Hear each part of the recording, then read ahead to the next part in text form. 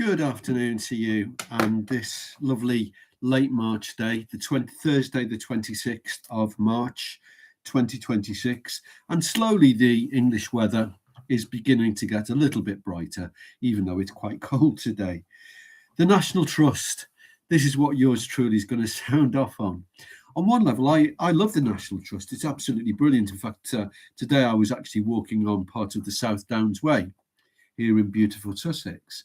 And it is a guardian of open spaces as well as historic houses. But I want to talk a little bit about the National Trust, or is it a national disgrace? At Petworth House in March 2026, they're having a spring festival. Not one mention of what the spring festival is about. It's about Easter, and it takes place here in Petworth House at Easter time. Where has the Christian festival gone? Why can't they say Easter egg hunt? Why can't they say the word Easter? Is it so forbidden in the Britain of 2026? The National Trust maintains it is still an organisation true to the founder Octavia Hill's vision. But is it? There's been a lot of unhappiness. Now, I know that my wife and I withdrew our National Trust membership. It just seemed to be going in a particular direction that I wasn't particularly comfortable with. But that was just me. And, maybe I am a miserable old git. Does the National Trust reflect what it sees to be diversity, equality, and inclusion against, rather than looking after England's heritage, historic houses, landscapes, open countryside?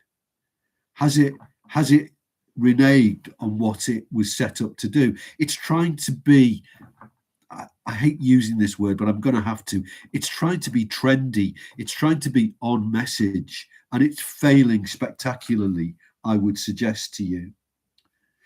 Does it accept a denigrated view of English history? When I went to a National Trust property in the West Country, it featured slavery, and there were two little sort of wooden mannequins of two black people with plates like that. And there were trigger warnings that these depict slavery. In other words, be careful about going in. What on earth are they trying to do? Slavery in Britain in the 16th, 17th, and 18th century was not unique to Britain. It's happened in all societies at all times. We're not uniquely pernicious or uniquely evil. The transatlantic slave trade, no doubt about it, it was an evil thing. But it was Christians like William Wilberforce and abolitionists that spent time and treasure in changing the legislation that altered it and abolished slavery. The transatlantic slave trade was not unique. The Arab slave trade was much more endemic and involved much more black slaves. The Barbary slave trade, you've probably never heard of it, but they were the Moors in North Africa who invaded parts of coastal England and took slaves in the 15th, 16th, 17th, and 18th century.